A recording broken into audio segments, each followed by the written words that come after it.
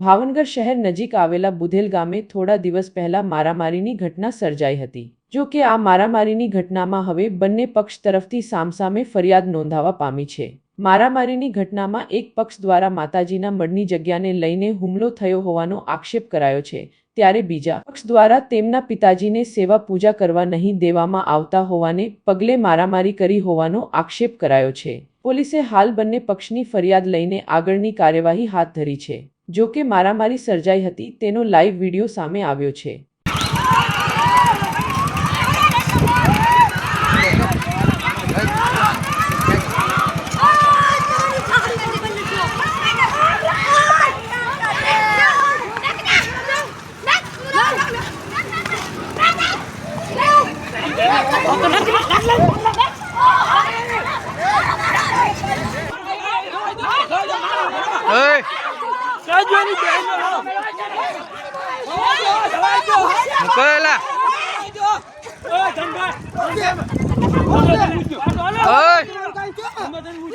તું પેલા દવાખાને જાય, દવાખાને જાવ, વાજી જો મોટામાં લોહી નીકળે।